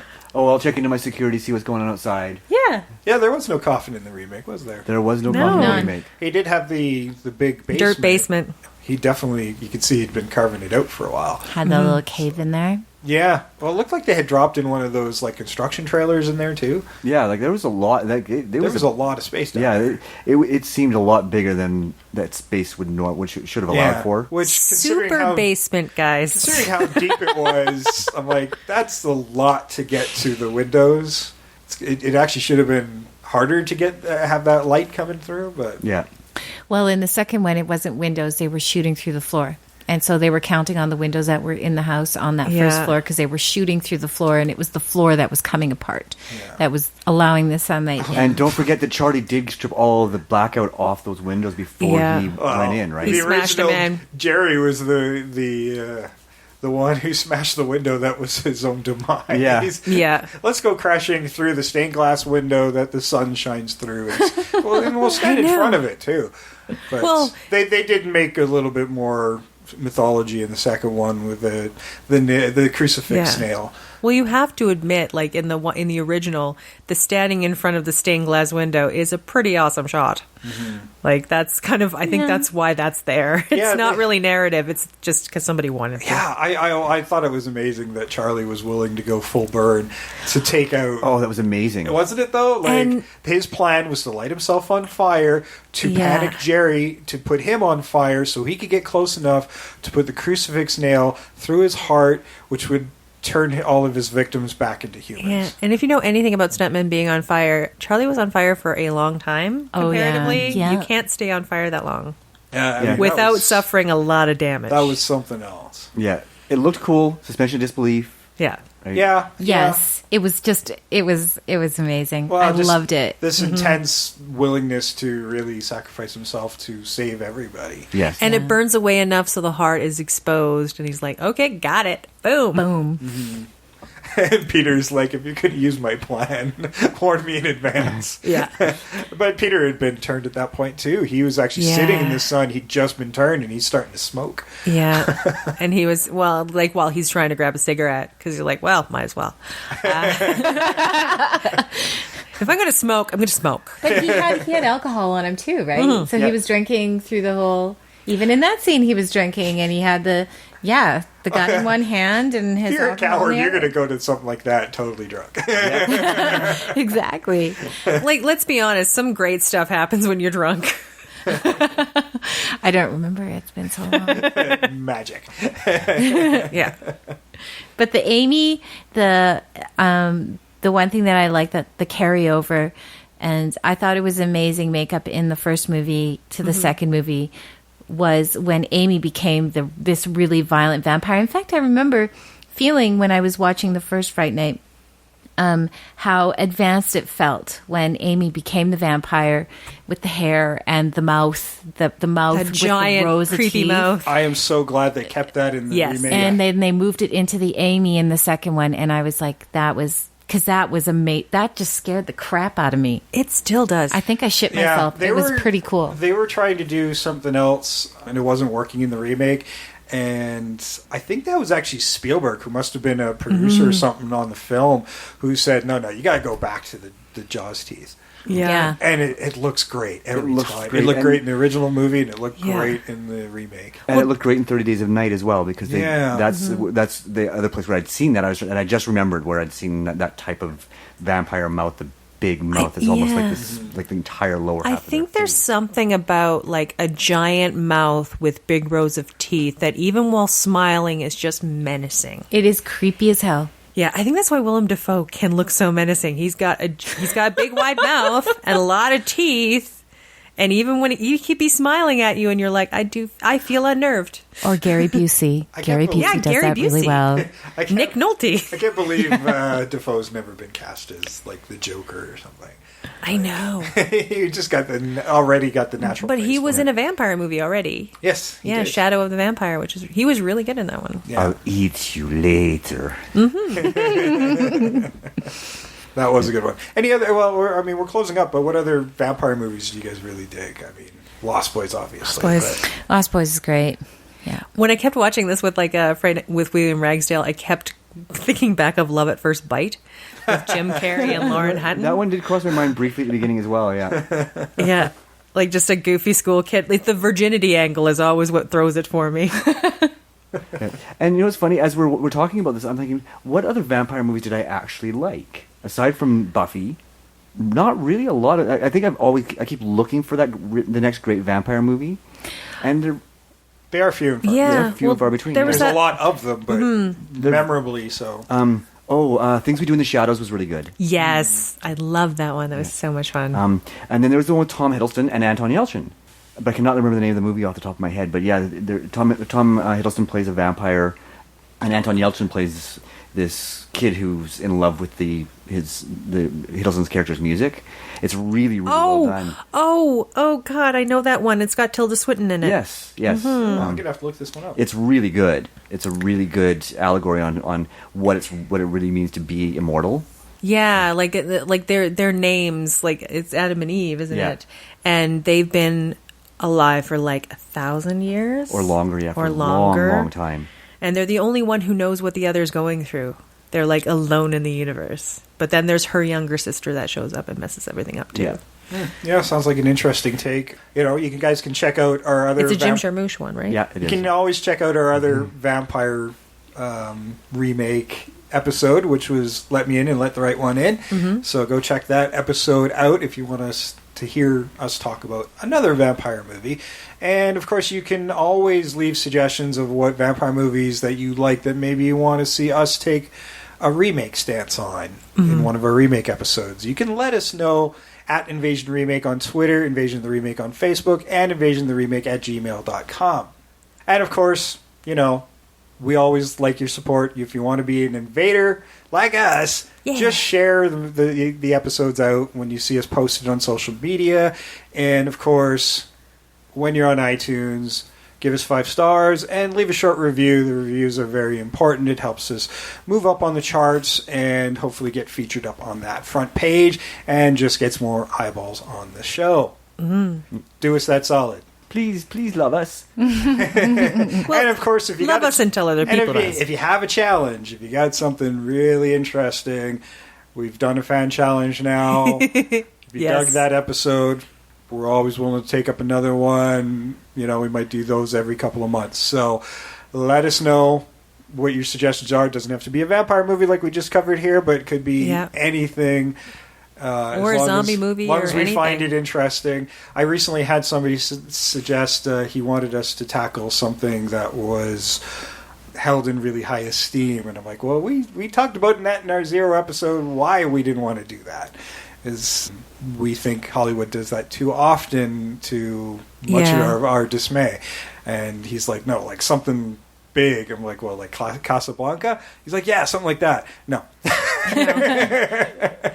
Probably never. There is one I wouldn't mind us tackling, but that's only because I feel it could be updated. But yeah, there's some you can't do. Yeah, we don't really want to tackle those movies that are just, they're really, it would be a sin to do them. And even if we did them, even theoretically, it would still be a sin. I think essentially, sorry. I was going to say, except for like Driving Miss Daisy, I mean, we could update the shit out of that one because I did not like the original. Oh, I don't know. It's such a Ooh, Miss Daisy, Miss Furious. We could do race cars in it, have more crashes, a little more Well, Trish and I Diesel. better music, right? We might make a special out of that because Trish and I talked about this long when we were actually still conceiving the show about maybe doing a mashup episode. I would watch Miss Daisy, Miss Furious. Hey, Helen Mirren is going to be in the next Fast and the Furious. I think that's awesome. I think Miss Daisy, Miss Furious is already happening. So I mentioned something you guys were already considering. That's awesome. Nice. Yeah, well, and with, I don't know, Hollywood's already has a Men in Black Jump Street movie in... What? In the works. This is a thing. Men in Black Jump Street? A crossover movie between these two franchises, which, I had the same reaction. I'm like, oh, that's a hard no. Sakes, yeah. Because I kind of like the Men in Black movies. Kind of. They were fun. The first one I love. The second one, okay. Yeah. Third one, meh. Yeah, I pretty much the first one for me as well. But I don't like any of the Jump Street. Well, I don't like the one Jump Street I've seen out of the two. So they really don't want this to happen. But it's a thing they're thinking about, and if you people go see it, they're going to be more of a thing. So yeah. I liked it back when they did it in the 40s with their Universal monsters would meet each other, and I've been wanting the contemporary versions of monsters to do that, but I get why it's not feasible in some cases because all these famous new monsters in film are in all sorts of different movie companies, they're owned by you've all got over. copyright and usage and all that other stuff, and that's why. Jason and Freddy was probably a wonderful anomaly we may never get again. Well, you never know. With Fox and Sony playing nice with Spider-Man. True. Yeah. Disney and Sony playing nice, sorry. Yeah. Maybe that's the key. We like all if want you can, Fox to be in there as well. I guess, but maybe that's the key. They're like going, if you let us borrow this, it'll make you money. Yeah. Money is the key. Freddy and Jason was fun. Yeah, I guess if they think there's money there that can be made, that we could still see it. I mean, Disney and Warner got together for Roger Rabbit, so anything is possible. Yeah, and you know what? Disney's a great example because it's 2 times now where we've got specific examples where they've decided to go, let's partner up with somebody and make something beautiful. Yeah, where they've seen the strength in both companies. It's just going to make them stronger for it, so a stronger property. And bringing Spider-Man back to Marvel as a film franchise, even though it's still with Sony, that was a smart move. I think just going to see Winter Soldier, you could see how excited people were about Spider-Man again, just from that little moment. So, and that's what Sony wanted. They wanted people to be excited about the character again, and they haven't been for a while. See? So, yeah, this is entirely a possibility. So if you have a weird mashup in mind, we can tackle it. True. Well, hey, post-Brexit, this is the key here. Nobody wants to make a movie with the UK now. The UK is now Spider-Man, so good luck with that. Hey, I love British film, and I'm going to keep supporting that. So, I know, I do too, but I'm like, come on, guys. Wherever you stand on that situation, I don't know. It's a post and con situation for me. Yeah. And since I don't live there, it doesn't really affect me that much. But global economies affect everybody. Well, true. And if their dollar keeps dropping, I might be able to afford to visit. I know, right? Always an upside. Could always spin an upside. Oh, for sure. London is so expensive. Oh, my God, yes. But it's beautiful. Yes, it is. All right, well, that was Fright Night. We enjoyed watching these ones. We'll be back next week with a remake film, or maybe not. I'm trying to figure out where I'm going to fit that challenge episode. It kind of screwed up the way things are moving, so we might have two in a row. I don't know. But to be fair, the challenge is good. We were aware we might not have been up to the challenge, but we were. So it was a fun episode to do. All right, well, till next week when we figure out what the hell we're doing. I've been Jason. I'm Sam. I'm Trish. And I'm Valerie. Woo. And guess what? We're out of here. Bye-bye.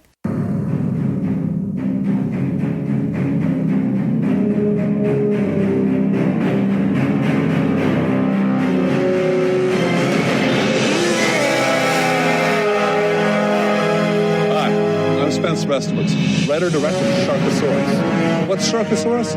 Imagine Tremors meets Jaws. But it just eats paleontologists and creationists.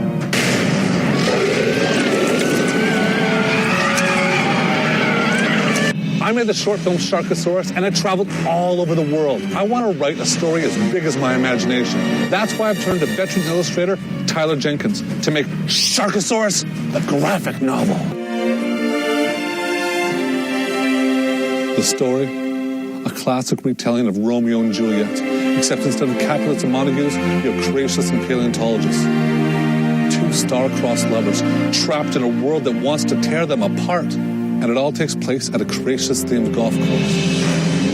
When Sharkosaurus arrives, murder and mayhem ensues.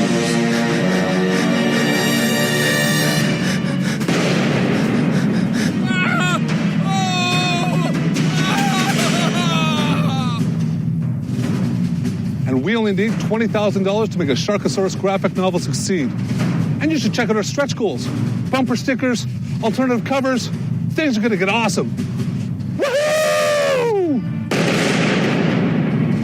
But we need your help to succeed.